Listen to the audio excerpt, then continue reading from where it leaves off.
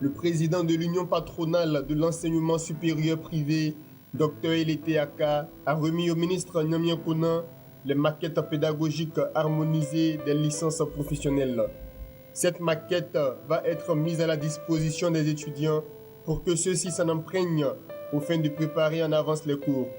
À travers cette remise, le système licence master doctorat fait une avancée dans sa mise en vigueur dans l'enseignement supérieur privé et public en Côte d'Ivoire. Dans son intervention, le ministre de l'enseignement supérieur Nyamia Kona a exhorté les fondateurs d'écoles à proposer des formations de qualité pour faciliter l'employabilité des étudiants et vendre les compétences ivoiriennes sur l'échiquier international.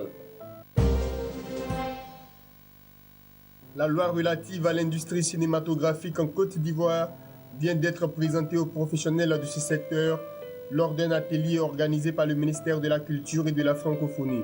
Cette loi est axée sur la confirmation du rôle de l'Office national du cinéma en Côte d'Ivoire dans le cadre de la régulation du secteur et dans la veille du respect de la loi régissant le cinéma, l'affirmation de l'organisation des métiers du secteur, le renforcement du soutien de l'État à travers la création du Fonds du soutien au cinéma, la soumission des établissements de spectacle à une réglementation rigoureuse, enfin les sanctions contre les fraudeurs. Les professionnels du cinéma et les associations professionnelles ont été invités à s'approprier cette loi afin d'en tirer le meilleur profit qui puisse leur permettre de travailler dans un environnement plus serein et organisé.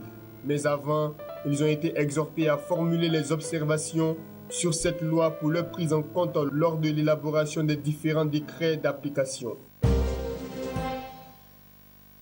Pendant 2 jours, Abidjan a été la capitale ouest-africaine de la lutte contre la pollution atmosphérique, où un atelier a été organisé sur la réduction du soufre dans le carburant. Un accent a été mis sur les sociétés de raffinage des pays de la CEDEAO et sur les stratégies à adopter pour œuvrer à cette réduction.